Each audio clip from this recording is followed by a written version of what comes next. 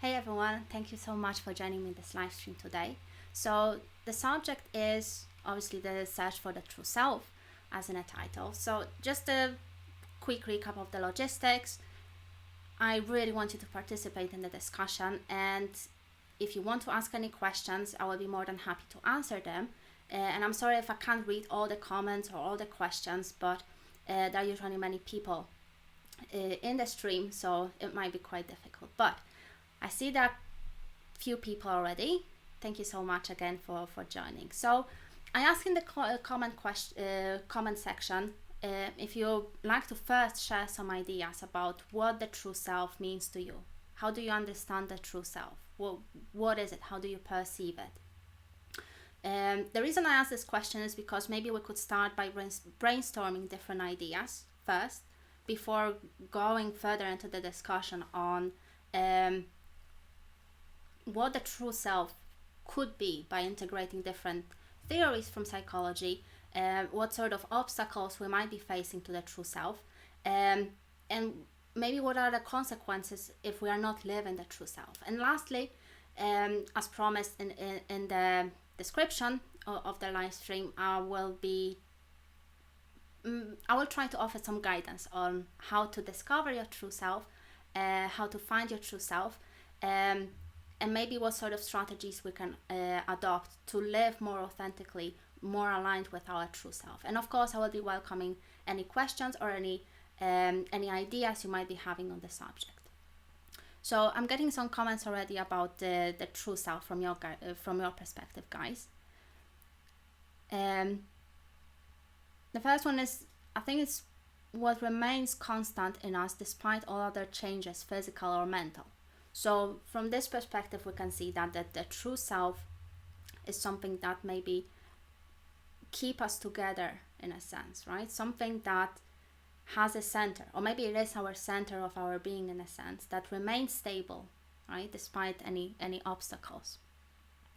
But then I'm getting contradictory comment, which is our true self changes as our constitution changes, as time life flows. So is the true self stable? Is it something stable, constant within us, or is it something changeable as our circumstances changes, as the time changes? So this is an interesting point.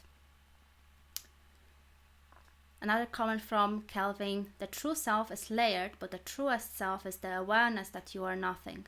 Not in a nihilistic sense, but in the sense that you are potential manifested into being. So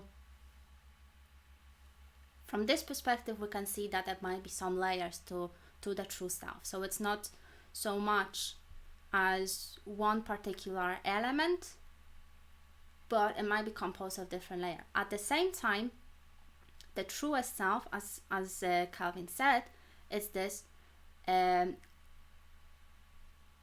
awareness that you are nothing. Okay, so from this perspective, the true self itself could be said as it's nothing, right? So we're getting all these different ideas about the true self, what it might be, what it might not be. And I think from my perspective, true self is a complex process. We are very complex beings, composed of these different elements that contribute to our identity, to our sense of I, to our sense of being. So as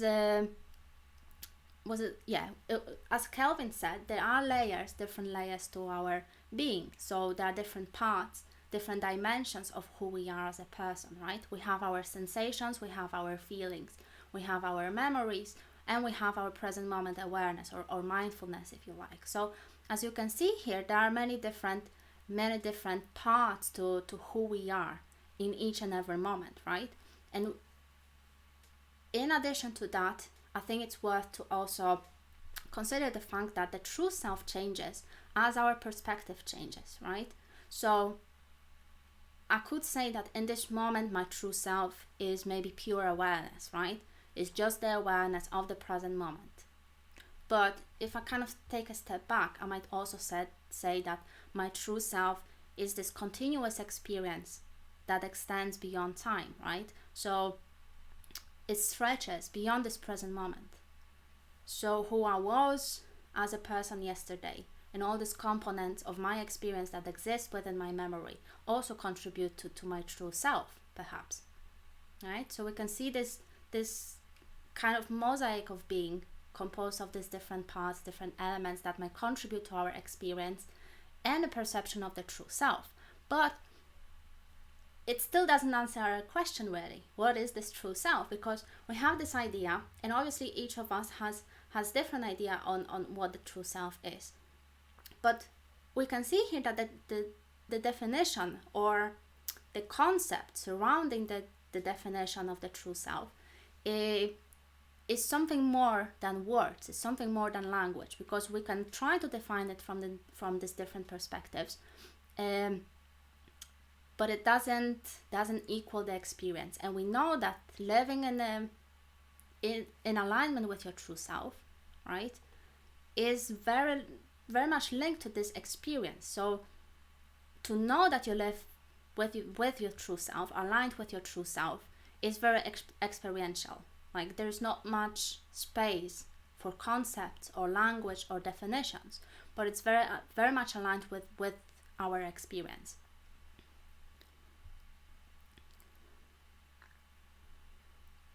True self is our cognitive definition, expression of our ego, what circumstances allow it to be.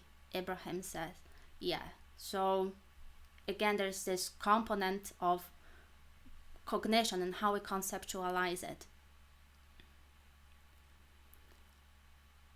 I think that the true self is a personal metaphor that attempts to address an internal focus of psychic integrity opposed to the transient and inconsistent flux of psychic activity.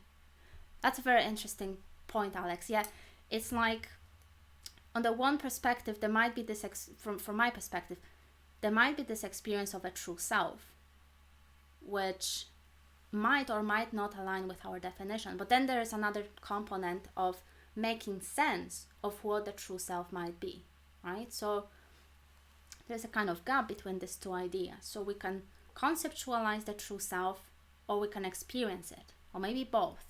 Not sure if there is a connection. We'll try to find that out. So if we take this multidimensional perspective, as I've mentioned before, on how we are composed of different parts, right? Not necessarily all parts might be defined as a true self, but in my opinion, the very synthesis of these different parts and different elements of our experience constitute to what we might call the true self. It's this whole gestalt, if you like, this whole, or rather the perception of wholeness of the whole our being. So I said there are different components like sensations or feelings or our thoughts or emotions or reactions or beliefs even, or values. So all these different components layer and constitute to who we are. And the true self might be this full gestalt that integrates all these different elements. But at the same time, doing so consciously will not equal the experience of the true self. So again, it links back, in my opinion, to this strong experiential construct or element that is linked to the true self. Because if you ever had an experience that everything flows in your life, for example, or that you're doing things right, that you're moving towards the right direction, isn't it the experience of the true self? Isn't it the experience of this harmony and balance between these different components of your being, where you know yourself, you have the self-awareness, and the actions that you take are aligned with every single component of your being. Maybe not every single one of them, because there might be some opposing aspects of your psyche, like your shadow, for example, that doesn't want you to do certain things. But ideally, in my opinion, there's this alignment that allows you to flow through life and allows you to experience this concept of the true self that we are trying to figure out. Mamu asked, what does Gestalt mean? So Gestalt is a German word, and it's basically, the theory behind this word is that the sum of parts of a particular element is not the same like the whole. So for example, when you look at any sort of painting, right, you can start picking different elements from that painting and look at all the details or colors or contours, but it's not going to be the same experience once you step back and look at the whole painting. So once you take a step back and synthesize all the elements of the painting, that's going to be a gestalt. So the whole image synthesized of different parts. So the sum of the parts is completely different than the whole. So when you step back and see the whole composed of different elements, that's going to be a different experience. So in this context, as I was saying, in regards to ourselves being composed of different parts and different elements, different aspects of our experience and perception, although each of them could be belonging to our true self, when looked separately, the experience is going to be different than when we synthesize all these parts onto this one and big, coherent, and harmonious picture of who we are.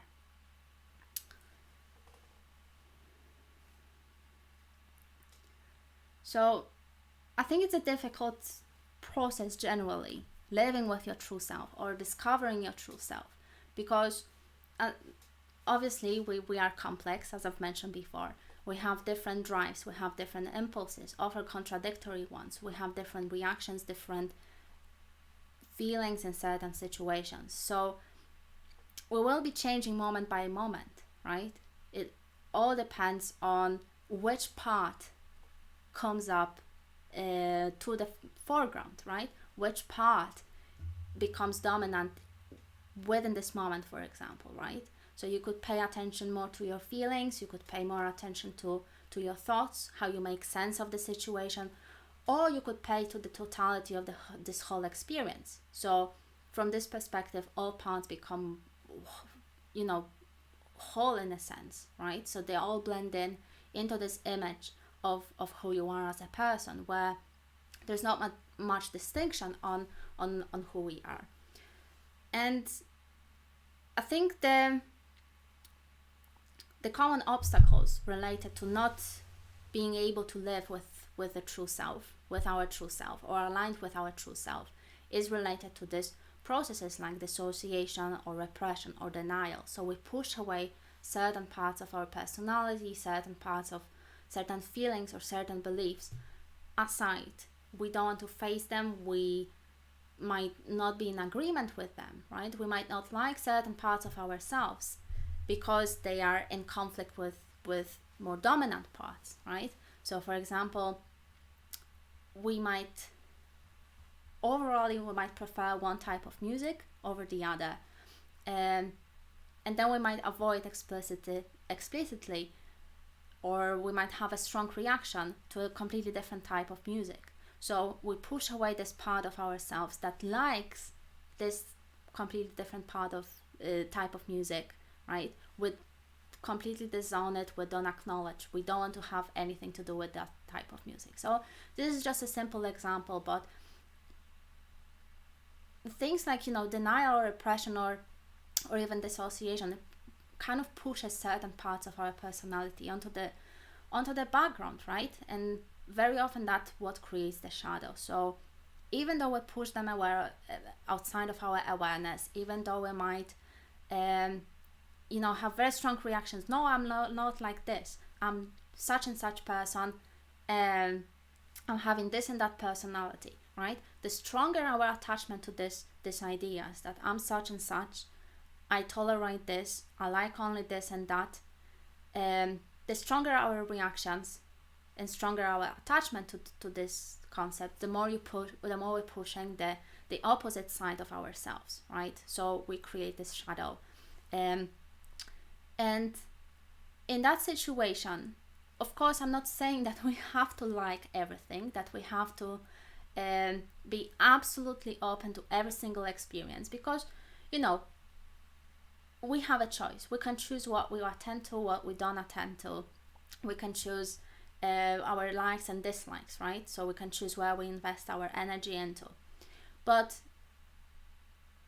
what I'm trying to communicate, the point I'm trying to communicate is that the stronger our attachment, or the stronger our kind of stubbornness to stay attached to the certain definitions of ourselves, or certain definitions that help us interpret our experience, the stronger our attachment to that, the bigger our shadow will be, right? So the more parts of ourselves we disown, and the less maybe holistic perspective we'll have on our own being, right? So alternative is, as I've explained in one of the live streams on the shadow work, is, there is a way to acknowledge and kind of integrate this own part of ourselves, which will enable us to develop this more holistic perspective on who we are, right? Whether it's aligned, whether it defines our true self, I think it can only be experienced, right? The true self is, again, I think it's this harmony and balance between these different parts. So it's something that you cannot probably fully conceptualize, right? So we can brainstorm different ideas, we can kind of, try to conceptualize it and use our intellect and reason. But essentially it will be an experience, because you cannot keep track of every single thing, of every single aspect of your personality, every single aspect of your experience in your conscious awareness, right? There will be certain things that will go in and out of consciousness as you are paying attention to different things in your experience.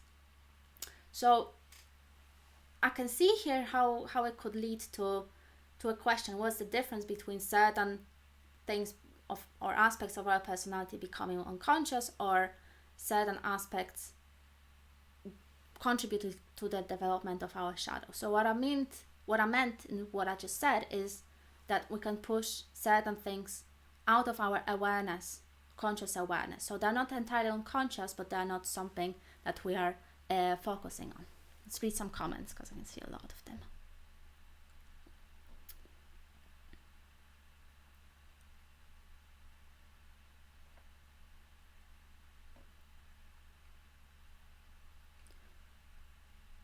What is psychology's definition of true self?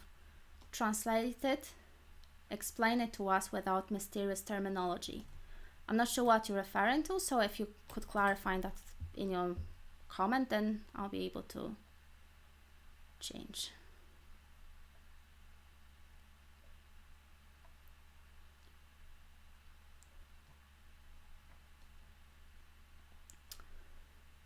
Why are certain aspects of our personality selected over others? Why one type of music versus the other?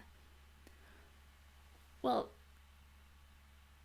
to answer this question, I think we need to consider that the whole development of our personality to start with. So if you consider how the personality is developed, right? How we are developing as human beings, right? It all starts in childhood. So we get conditioned to behave in a certain way because it gives us pleasure, it gives us some rewards, it enables us to be maybe liked by other people, right? So be pleasant to be around. So as this process of conditioning goes on, we start to develop different preferences. So we might start liking certain things in our environment, such as music even, because it gives us some sort of rewards, right? Perhaps it enables us to belong to a certain social group. Perhaps it enables us to manifest certain identity or project certain identity outside. So that's in short.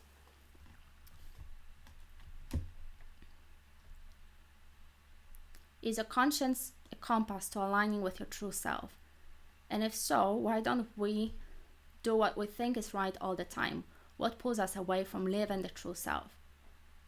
Right, so conscience could be, so conscious in self is a part of part of our whole being, right? So as I've said before, we're composed on all of these different parts, and I think conscious would be one part, one aspect of our being we can look into. So what prevents us from doing things that are right is obviously not listening to our conscience, but listening to something else. Maybe listening to what gives us pleasure instead, or what will give us some rewards, right? So that's basically how we push away certain parts of our personality. We have preferences. We choose one thing over the other, which is good because we have a choice, right?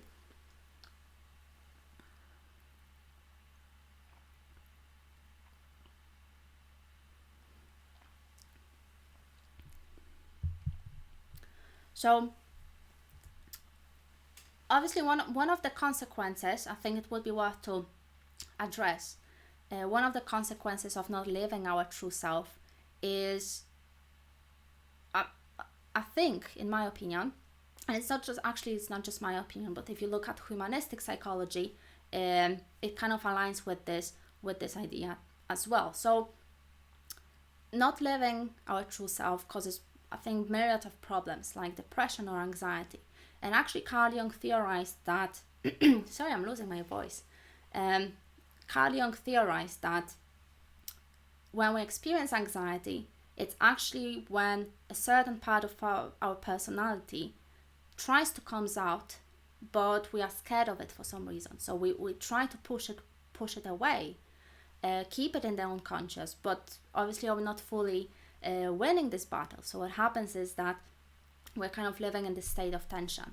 But that's an old theory. Psychoanalysis is quite an old method of understanding ourselves or inquiring into ourselves. So other problems associated with not living our true self are things like not having a direction in life, not finding meaning, not knowing what the meaning of our life is. So we're kind of going around aimlessly because we don't have this internal compass. We don't have this internal stable point, which we could perhaps call self, a true self, that could guide our action and fill our life with meaning, right? So when we lack this coherence, where we get pulled around by different parts of our personality, different beliefs or different feelings, and different, aspects of our environment, in order to gain something or change something, while we don't have this coherence and balance, kind of internal dynamic between these different parts, that's where the problem starts. So we don't know where are we going, right? What are we doing? And possibly in such situations, our present moment awareness will be also compromised because we are being pulled into different directions. So this is a state actually common to dissociation, which is not only related to clinical disorder, but I think that dissociation is the most prominent mental state present on earth, probably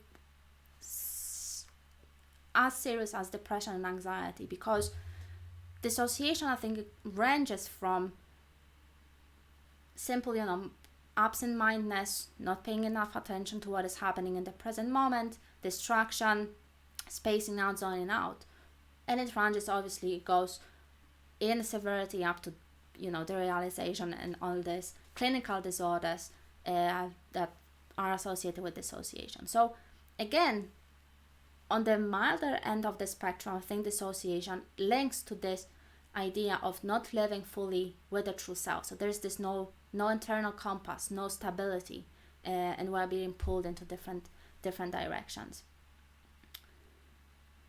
So we talked about some obstacles to live in true self, such as pushing away this own part of our personality, things that we don't like about ourselves or that we don't agree with. And I'm wondering, what sort of obstacles have you faced on your journey of discovering true self or living with a true self?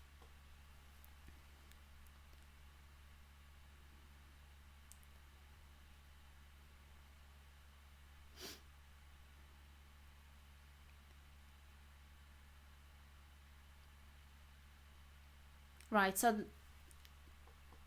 So yeah, the poor connection maybe, or lack of true self, could cause the depression and anxiety. Yes. Yeah. So what sort of obstacles? Any obstacles at all? I'm looking forward to your comments, so we can move forward and we can actually gain something from this live stream. I mean, that's the whole idea, right? That's why I launching this live stream, so you can participate in discussion and actually get a taste of perhaps coaching, or learning something about yourself. And by the way, during the last live stream, I announced that I will be launching soon a private group coaching group. So private group coaching, where basically we will meet up, probably in 5 people on Zoom, and we'll be able to work in private and safe environment, which will not be recorded. And I will be launching a sign up next week.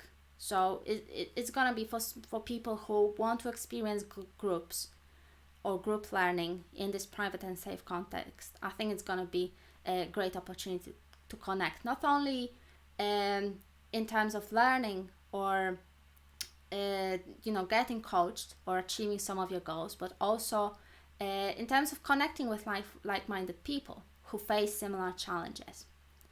Okay, so obstacles to living your true self. An obstacle of mine is not feeling too relatable with those around me in society. That's from Dominic.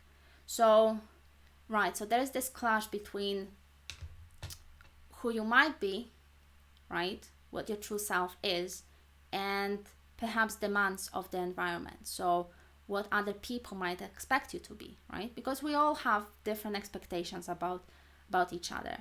And ideally, we should be able to be aware of these expectations and sort through them so that we can see the other person as they are, right?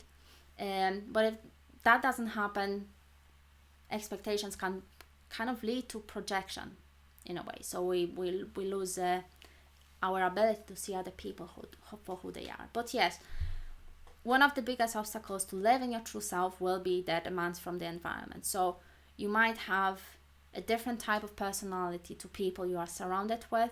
Perhaps you might be struggling with connecting with other people or relating to other people because of these differences, right? You might have different values, different beliefs. Certain parts of your personality might dislike other parts of personality of other people, right? So there's this clash of different expectations, different values, different beliefs. And obviously, if we look at the collective level of the society, the collective itself has certain expectations, certain group norms, which guide most people. So we know that in certain situations, something might not be appropriate, like swearing, right? In other situations, it might be appropriate, right? If you're with a group of friends, in some situations, it might be appropriate to, be loud and have fun and laugh a lot. But then other circumstances, it's completely wrong, right? Wrong in quote unquote, because it doesn't align with other people's expectations to how the experience should be in that moment.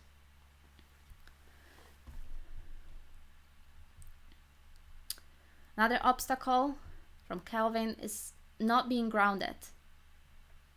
Right, so kind of again, it kind of links to this idea which I mentioned before about being pulled into different directions, into different thought processes, right? Kind of get lost inside of your head. So following different thoughts, following different ideas, but it kind of brings in this interesting point that, as we said before, that the true self might be the central point of your awareness, central point of your being, a kind of meta perspective maybe even that aligns and synthesizes different aspects of your being. So I think a part of this experience, as Kelvin said, is being grounded, right? So being grounded is this ability to go back to a present moment, reconnect with this present moment experience and look at yourself through this non-judgmental eyes, where you allow each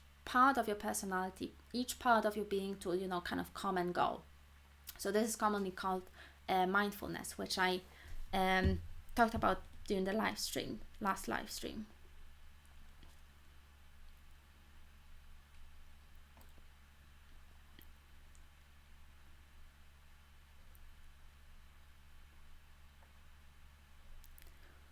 Nathan said, one of the things I have is that when you began to change, others seem to object to the changes, right? That's it. I think it's an interesting point, because it reflects how we might be used to projecting onto other people. We might be used to following people's expectations as well. So kind of falling into the trap of adopting a role that is projected onto us. But the moment we start growing, the moment we start changing ourselves, changing our lives, right, we completely disrupt people's expectations. We destroy their projections in a sense, because we refuse to consciously or unconsciously to keep playing the games they want us to play, right? So this is usually might be related to unhealthy relationships, but I think every average person projects to some extent, and have these different expectations. So it is an obstacle, because when you are changing, when you are growing, when you're developing, when you're maybe becoming more aligned with your true self, living with your true self, right? The more you disrupt people's expectations. So what happens is that you will most likely face the resistance from other people, right? Because they don't want you to change. Because if you are changing, they need to change themselves. And it's not an easy process. It's not an easy process because, as we already said, process of change, growth, especially development and living with alignment with your true self, is this process of synthesizing the different parts of ourselves that we might not really like, right? That might belong to our shadow, and nobody likes to face this shadow because it might provoke anxiety, shame. So it is the major obstacle, I think, changing in the face of other people not wanting you to change. But I think there might be a way to address. Let's see if there's any other obstacles. Other people's opinions appearing in my thoughts and causing resistance with true self.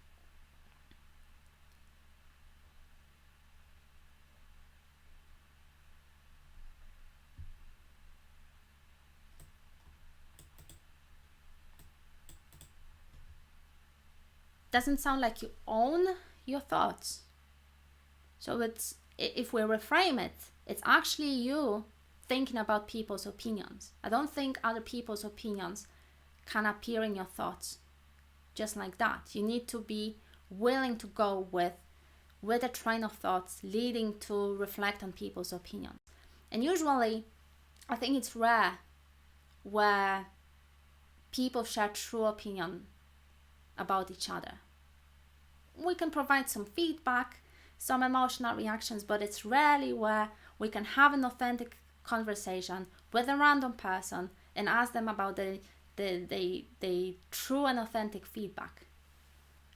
Don't think it happens. That would be amazing if it did, because then we would know that other people can, in a way, hold a mirror, right? So that they are not projecting onto us. Because if you think about it, as I said, an average person is going to be projecting on other people, right? So if you think about opinions of others, in, let's say, 8 out of 9 cases, and I'm being positive here and optimistic, 8 out of 10 cases will be projections. So basically other people's opinions on you will be actually demonstration of their projections. So their expectations, right? They see what they want to see within you, right? because they haven't done the work themselves, so they don't know when they are projecting. So it might be kind of mixed. Sometimes you will receive an authentic opinion, sometimes you will receive a projection, right? So aspects of personality they have a problem with, right? They might call you I don't know, they might call you for example loud or hyper, but in reality they struggle with being that way, right? They have a problem with themselves being that way. So it's something to consider as well when you think about challenges in terms of growth and development, and facing other people, which you might perceive as a challenge to your development, I think.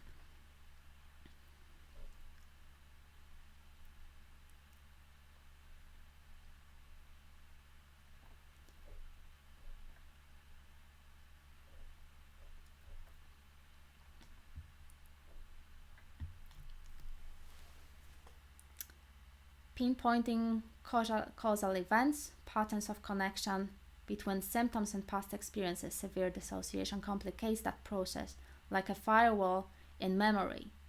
Right, so there is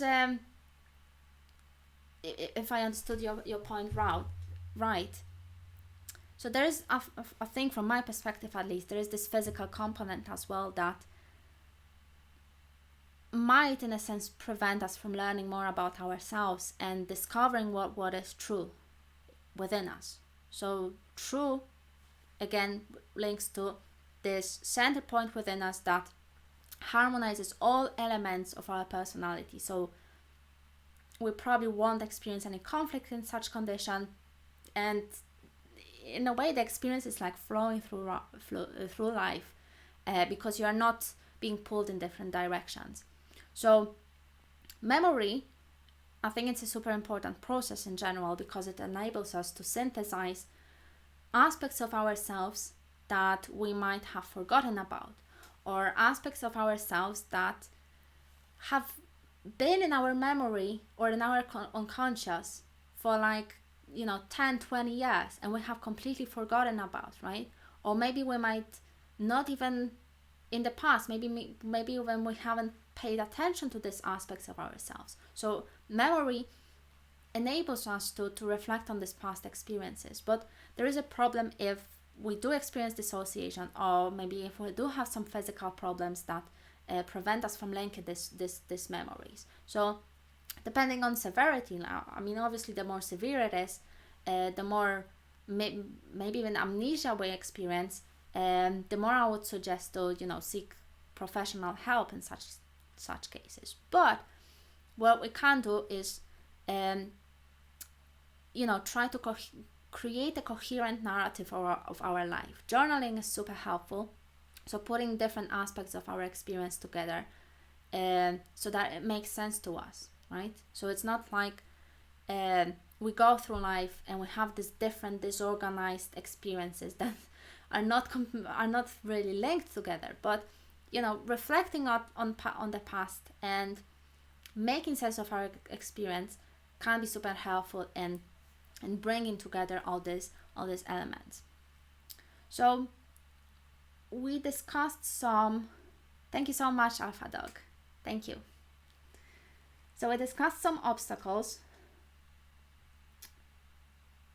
And lastly, we have about 20 minutes. So I think it would be good if we start to look for some solutions, right? So we have some obstacles, and we know how important it is to live in accordance with the true self, because it enables us this flow experience, experience that life has a meaning and purpose, and we know everything is right, everything is aligned. We don't experience all these challenging emotional states. We don't feel like being conflicted or being pulled in different directions. So how do we get to this experience? How do we get to this point in life where we have this experience of the true self, feel like everything is in balance and harmony, considering all these different obstacles? So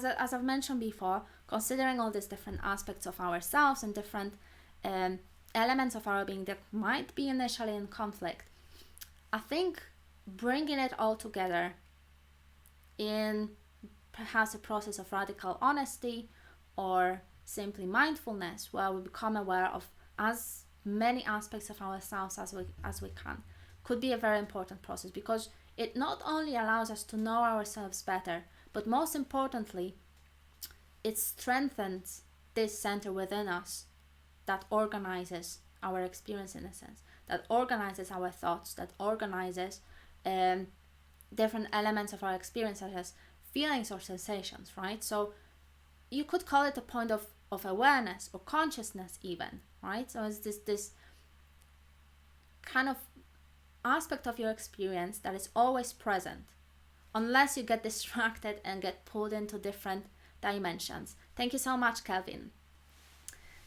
So knowing yourself, right? It always comes back to this. So mindfulness is super helpful in this, developing this metacognition or meta-awareness when you reflect on the process of thinking. So how you make sense of your experience. Why did you react in a specific way? Why did you react in that situation, right? Why did you have this emotional reaction in the first place? Where is it coming from? So conducting all this investigation, obviously, about the sources and the causes of your reactions, of your feelings, of your thoughts, can support you in this process of learning more about yourself, and obviously bringing together different parts of yourself. Shadow work again links to this idea of knowing yourself, right? So shadow work, I explained in the 2 live streams ago, I think. Yeah. So shadow work, again, working with these own parts of yourself. So things that you don't want to look at, right? Things that perhaps other people can point to in situations where you get annoyed with someone. Why did you get annoyed with that person? Or you have some other strong reaction towards someone.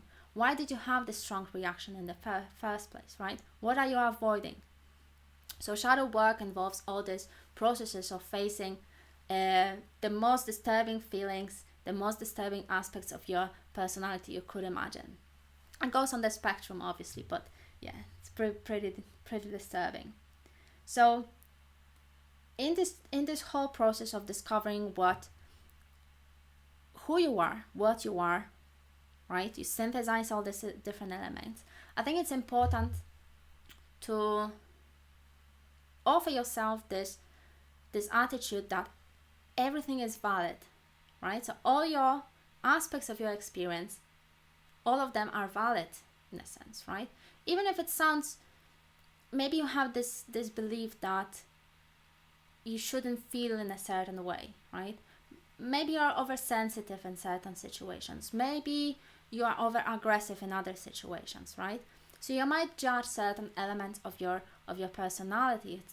You might, evaluate, like, I shouldn't be feeling that way, or maybe my thought process is wrong, right?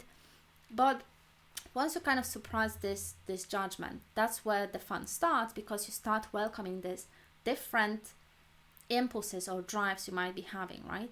There might be a very valuable source of energy that push you towards creativity or towards, zest for life and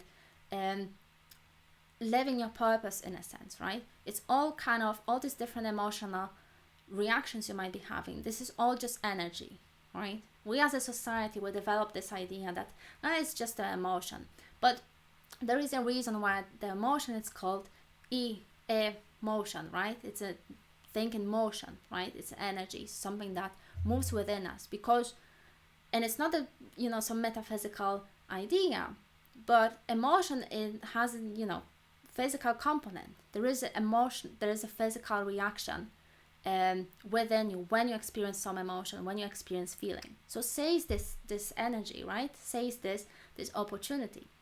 It doesn't mean that you have to go along with what you are feeling or with your reaction, like, oh, I'm angry at something, right? I have to do something about this anger.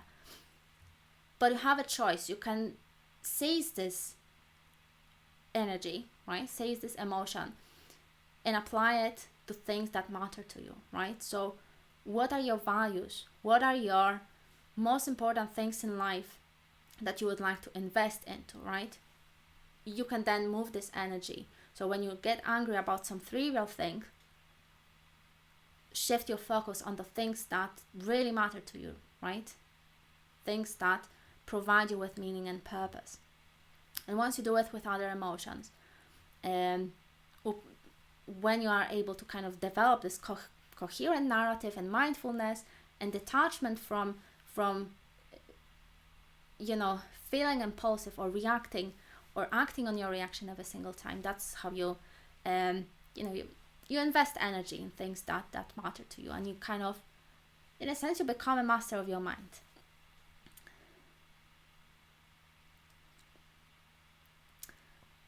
What if you are too sensitive? It's not a good trait for a guy. See here, like in this case, you're having a judgment about yourself. So you have a trait of being sensitive. You might or might not have a trait of sensitiveness, actually. But most importantly, you have a judgment that it's not good. So what happens is that you are wrestling with this part of personality. Regardless if you are sensitive or not, you are wrestling with yourself. You are in conflict. You're in this kind of state of limbo where you cannot move forward because you are neglecting part of yourself, in a sense, because you are judging that it's not good. Who said that it's not good, right? If it's society, then I would be seriously questioning this judgment. So that kind of leads us to the next concept I was gonna suggest in terms of working on the true self and how to discover what matters to us, what is true within us, is this unconditional self-acceptance. So by self-acceptance, I don't mean that we go along with every impulse, we develop all the bad habits, we develop, addictions or whatever is within us, and we accept it, right? But self-acceptance, I mean in terms of having things within us, within our personality, right? So, okay, we might have a bad habit, we might have a drive to do things that are harmful to ourselves, for example, or we might have a bad attitude, or we might be impulsive in certain situations, right? So with self-acceptance, it's not like, okay, I am this, let's just be myself whatever way I want to be, right? And just going along. But it's more to do with honesty with yourself. So acknowledging, okay, I'm having this. That's acceptance, right? So I think it's one of the most misunderstood concepts in psychology, because we associate acceptance with absolute permission to do everything, right? So be everything and just do anything we want and going along with every single impulse, like a little monkey in the forest. But acceptance is more about being honest with ourselves and acknowledging what we are, what sort of things are happening within us, right? What sort of feelings or emotions we might be experiencing, right? So I believe it was Carl Rogers who said that only when I accept who I am, then I will change. You can't change. You can't develop your true self or find your true self, however, whichever metaphor you want to use, if you disown different parts of yourself or if you don't accept certain parts, right? Only then, once you embrace it all, embrace of who you are, right? Only then you will be able to move forward, in a sense. So again, it kind of links to this idea of bringing together different aspects of your personality, of your being, of your experience, into this coherent whole. And self-acceptance I think is super helpful in this. And thank you, Alex. So there is a flip coin to self-acceptance as well, which relates to being kind to yourself. So self-compassion, it links to self-acceptance in a way that you need to be able to be honest with yourself and, okay, accept that you have this and that personality trait or habit. But with compassion, you stop forcing yourself to be someone else, to meet certain standards. You stop forcing yourself to be someone else, right? Without self-compassion, it will be very difficult to live with your true self, because we have this tendency to adapt to social circumstances, to adapt to other people, to go with different expectations. But and what happens is that it creates a pressure, internal pressure to be someone else, to fit in, right? To relate to other people, to be a person that everyone likes, for example, right? To appear in certain way to other people, so that we can gain something like even, love or validation. So what happens is that when you are compassionate to yourself, you understand why you're acting in the way you are acting. So you understand why you're having certain traits, and you understand that that's the way you are, right? If you don't have this self-compassion,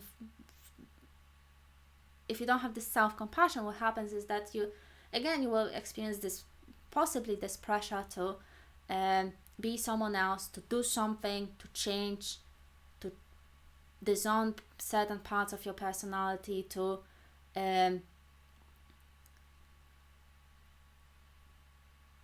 maybe to become even develop this idea of the false self that is in contradiction to who you are, right? So you can go completely astray with this idea of changing yourself. So self-compassion, linking back to who you are, going along with this, but it doesn't mean that you have to continue on bad in terms of your bad habits or what you might perceive as an obstacle to your growth. But in order to change anything, you need to understand yourself. So a little bit like a little child, right? When, for example, parents are compassionate towards their children, it's like, yes, okay, I understand what you're doing. I understand why you're doing it, right? So it's like offering this understanding and this kind of broader perspective that we are kind of, even as adults, we are this little children inside, or at least some part of us. So again, understanding, accepting, and then we can move forward, because once we're doing that, we can then collect these different aspects of our experience into a coherent whole. And lastly, the last concept I'd like to ask you about, actually, just to brainstorm for another 5 minutes or so. We have this idea of the true self being kind of located within us, right? So perhaps in our mind, perhaps in our body as a whole, right? But something that belongs to us. What about a link with the external world? Can our environment be somewhat linked to our true self? Can our relationships be linked to our true self? Can our true self be located somewhere outside of ourselves? I'm really looking forward to any ideas that you might be having on this subject. Because from my perspective, the experience of the true self, yes, might be within us, might feel like it's grounded, but I think, in my opinion, the true self stretches beyond our physical bodies, right? Like, for example, it might be reflected in the relationships we choose. It might be reflected in the way how we decide to decorate our houses, or it might be reflected in the choice of clothing we wear. So it kind of, in my opinion, there is this element of stretching beyond ourselves, beyond our bodies, and kind of perhaps even finding and discovering some parts of ourselves within our environment. What do you guys think? Do you think there is some component of the true self within your environment? Can your environment help you to find the true self? Can the environment be aligned with your true self, maybe? or maybe in opposition or conflict? What sort of relationship do you think there is? The self and mind are separate.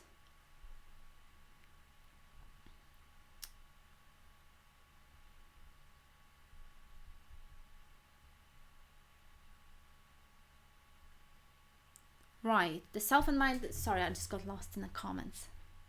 It's too many. The self and mind are separate.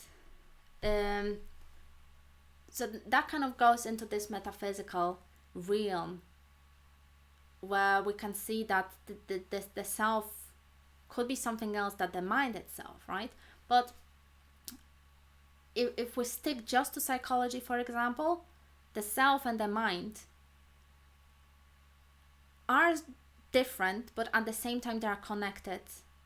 Like the mind is a part of the self, I would put it that way, right? Because a part of the mind or a part of our brain, we also have, you know, some people consider our gut as a second or a third brain, or our heart, right? Because our neural network, by the way, extends to our heart a little bit and to our gut. So it is kind of interesting to consider that even the mind itself might not be located just in our brain, but it kind of stretches outside of it. It expands in a sense.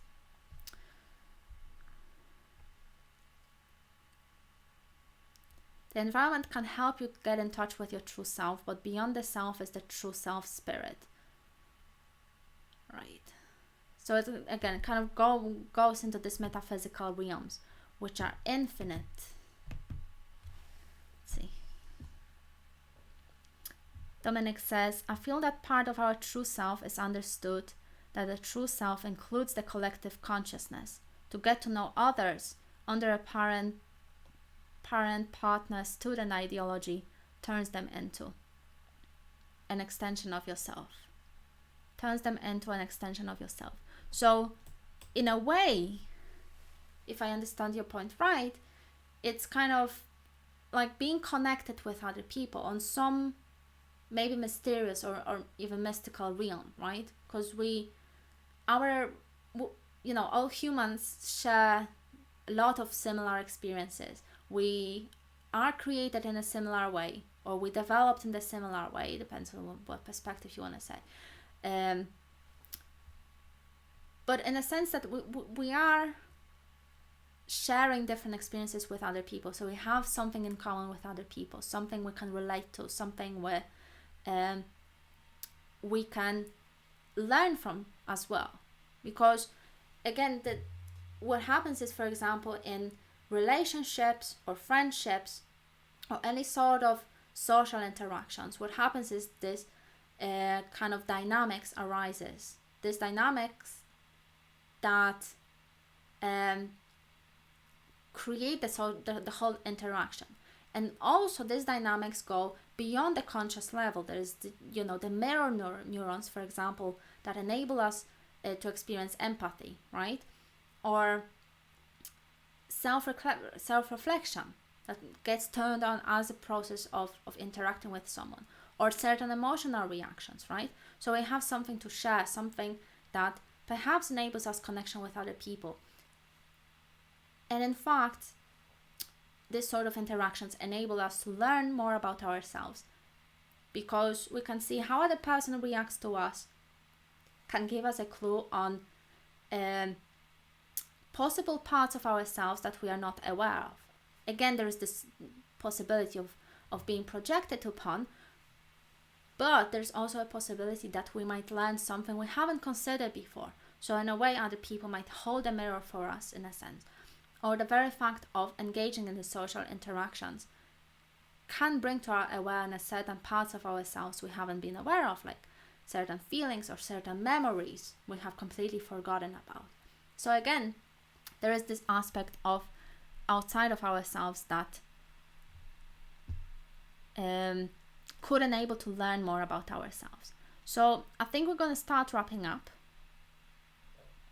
because we started getting into metaphysics. Now I'm worried, where's it going to go?